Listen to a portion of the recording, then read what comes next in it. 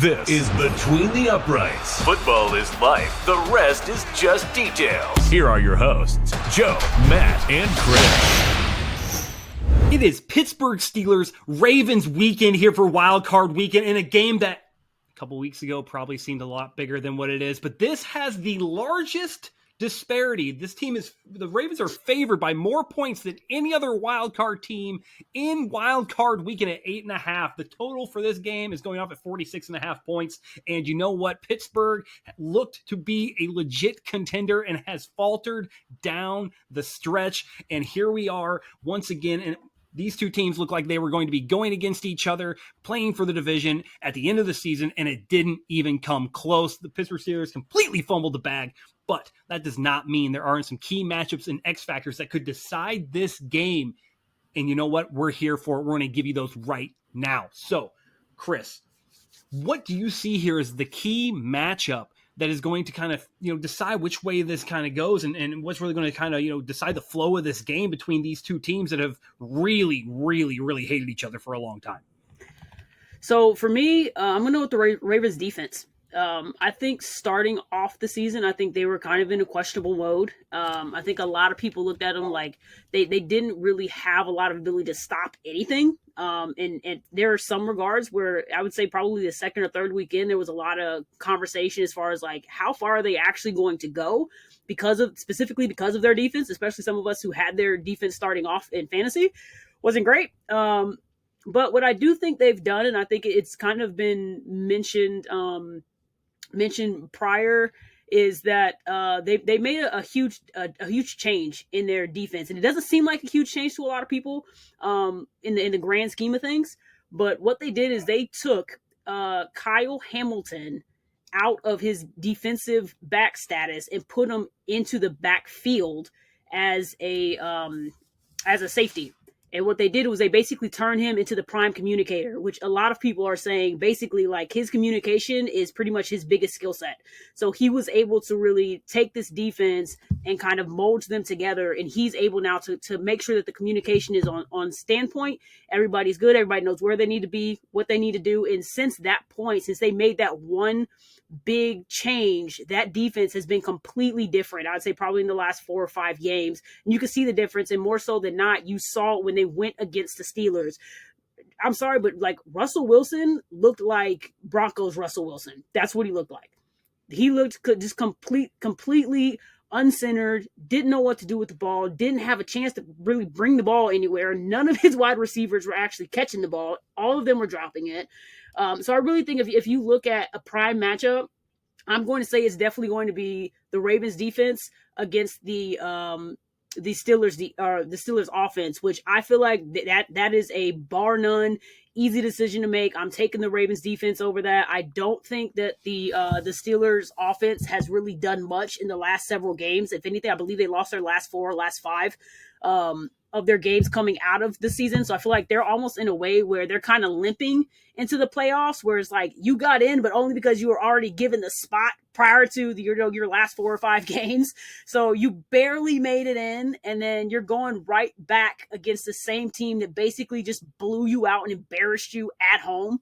And then you're looking at the Ravens, and when they first came into this season, there was really a conversation when I think it was like their first 2 losses, and there was like, okay, like what are they really going to be? Like you brought in Derrick Henry as a backup for Lamar Jackson to kind of help him with the running back mode.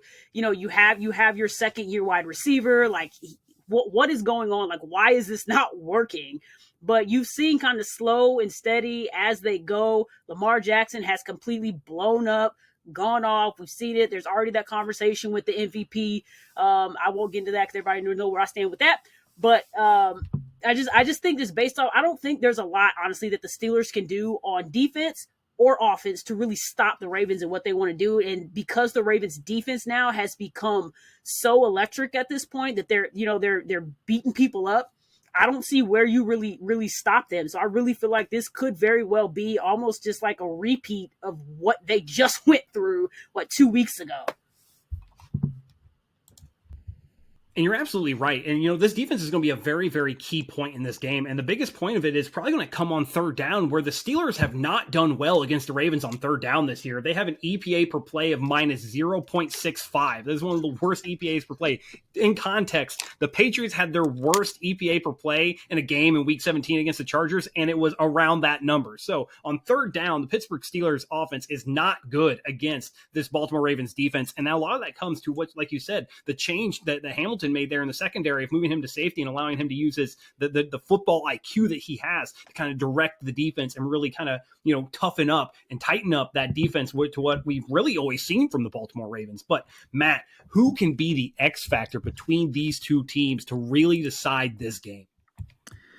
Listen, Joe, listen, Chris, this is going to sound basic, okay? I'm going to sound like real basic on this one, but it's just what it is. I mean, these two teams played twice already this year, and this guy was the X factor both times. It's Derrick Henry. And listen, like I said, I know it's basic. Everybody knows Derrick Henry, and you want me to say something, groundbreaking or something that, nobody's ever thought of before, but it's Derrick Henry. Like I said, 2 matchups this season, they were 1-1. Steelers 1-1, Ravens 1-1. First matchup, Pittsburgh wins the first matchup 18-16. Derrick Henry's stat line, 13 carries for 65 yards. Second matchup, Baltimore wins 34-17. Derrick Henry's stat line, 24 carries for 162 yards and another 2 catches for 27 yards. So one game he got the ball 26 times for 189 yards and they won. The other game that he got it 13 times for 65 yards and they lost. So to me, Derrick Henry, especially going up against Pittsburgh's 6th-ranked rush defense in the league this year, I think if Pittsburgh stops Derrick Henry, if they find a way to stop Derrick Henry, they have a chance because,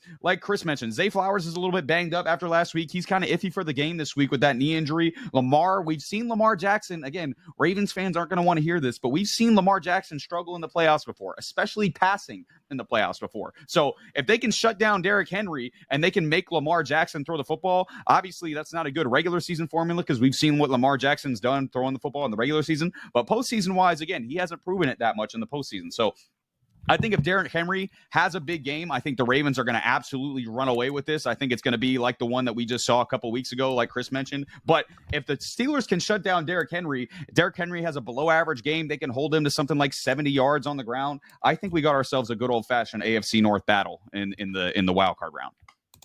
And you're 100% correct. And the funny thing is, like right now, the Pittsburgh Steelers defense, which is normally, like you said, a very good run defense, they're very good at defending the run. They are allowing 172 rushing yards per game to the Baltimore Ravens so far this season. 6 yards per attempt. Okay, that tells you everything you need to know. The funny thing is, of the 5 touchdowns the Ravens have scored against the Pittsburgh Steelers, only one of them has come on the ground. The other 4 have been in the air. So regardless of how you look at this right now, the Baltimore Ravens have the Pittsburgh Steelers number. And there are some people out there, and I don't know if you guys have been watching the headlines, there's been a lot of coaching fires recently, but there is rumors that if Mike Tomlin can't get over the hump, that the Pittsburgh organization is starting to get sick. Like winning seasons are great, wild. but they want some Super Bowls in there. So the rumor mill is turning as the coaching fires are happening right now that possibly Mike Tomlin could be out. I think it's hearsay. I think they love Mike Tomlin, and Pittsburgh's not an organization to panic. They've had 3 coaches since 1960 something. All right, if that's not the pinnacle of consistency and having faith in a coach and an organization to do something, I don't know what is. So we can put that out to pasture. I just wanted to mention it because it seems worth mentioning, okay? But we're going to go ahead and get our predictions for this game. And you know what? I'm going to go first. I feel like I need to go first. I want to go first. And so forth. I am going to go first. I am going first on this one. So obviously, we've already told you that this is the largest margin of victory per ESPN bets at 8.5 points. The Baltimore Ravens are favored by 8.5 points right now. And I'm going to go out on a limb here and say they cover. This will be the largest, most lopsided wild card weekend loss in Pittsburgh Steelers history. Wow. I'm going out 35-10. I think 35-10. Baltimore drubs them. That offense falls apart. And the defense can't stop the pass. They can't stop the run and get absolutely embarrassed on national television. Oh, boy. What do you think of that? I mean, Listen, Mine's I guess worse. I'll go. I mean that's a hell of a Steelers disrespect right there. I think this game's going to be much closer than that, just because these two teams have already played twice this year, and that they know each other really, really well, and that this is, maybe the most iconic rivalry in football right now, or at least in the last 20 years. This has been the rivalry that everybody's looked at as the rivalry in the NFL. But for me, I want to give Mike Tomlin credit. His consistency is remarkable. Like you said, the team's always at either 9 or 10 wins, but that's also why they aren't ever a real contender since Ben left. They're always at 9 or 10 wins, and they haven't figured the quarterback position out yet. But to your previous point about Mike Tomlin getting fired, potentially, obviously that's just hearsay, potentially getting fired. All three of us are Patriots fans. If Mike Tomlin was fired tomorrow, I think I'm sprinting to the Mike Tomlin store and buying Mike Tomlin to be our head coach. I would take Mike Tomlin in a split second. And I think there's a bunch of NFL fan bases that are like that as well. So I don't see them firing Mike Tomlin. But again, they just haven't had the consistent success. And I don't think it's so much Mike Tomlin. I think it's just they haven't found their quarterback since Ben left. But to that point, they haven't found their quarterback. There's just not a lot of upside with this team. We might need to see some Justin Fields on Saturday when this game gets played, because they need some upside. They need somebody who can run around. They need something where this offense can get going. And again, we've seen Russell Wilson down the stretch start struggling, and this team actually has a better winning percentage this year when Justin Fields starts as opposed to when Russell Wilson starts. So I think we might need to see some Justin Fields, but I don't think it's going to matter whether it's Justin Fields or Russell Wilson, or if Big Ben comes back from the grave, or if Terry Bradshaw puts on the shoulder pads. I think the Ravens are going to win this one. Derrick Henry, Lamar Jackson's just too deadly of a combo. That number one Ravens rush defense is going to shut down the Steelers' run game. And listen, they're going to put the ball in Russell Wilson's hands 10 years ago, that would be a good thing. Now I don't know if that's such a good thing for the Pittsburgh Steelers. So, and again, like Chris mentioned, the Ravens defense has been way better down the stretch, 15 points per game in the last 7 games. That would be the best in the NFL. So they've already shut down the Steelers twice. I think they'll do it again. I don't think it's going to be a blowout, but I do think the Ravens win. I say 28 to 20 is my score. 28-20 Ravens. It's a definite possibility. I just want to make this 100% clear, all right? The reason I said what I said was because over the last 4 games, the Baltimore Ravens have not scored less than 31 points. Yeah. And they have not allowed more than 17. First of all, that was 17 they allowed was to the Pittsburgh Steelers in a 34-17 drubbing. So I'm just saying, it sounds crazy until you start looking at what the Ravens are doing right now. But Chris, it does not. Where are you at? Do you think this is going to be a close game, or is this going to be the largest margin of victory on Wild Card Weekend? So as far as the largest margin, I don't know if that's going to happen. Mine may or may not be, depending. I'm not great at math sometimes. So for me personally, I look at what I've seen from this team, both of them throughout the season, and more so after the midseason, right? Midseason to the end of the season is what I look at, and I look at what their trajectory was from that point going forward, because I think that's when it matters. When you start talking about October, November, moving forward to the end of the season, like that to me is when it matters, because that's when you should be playing your best football. At the end of the season, you should be at your best. So if this is what you're telling me, this is what you're coming into the playoffs with, this is what you're putting on the table and say, this is who we are, take us or leave us. If it's the Steelers, I'm leaving you. I'm leaving you your ass right behind. And I will take the Ravens happily. So based off that trajectory, I personally have the Ravens taking the game. I believe I had it at 36-13 was my end score. I think maybe the Patriots, or not the Patriots, I apologize. The Steelers end up with maybe a couple field goals, maybe 1 touchdown. I don't think Russell Wilson is going to have the time that he needs.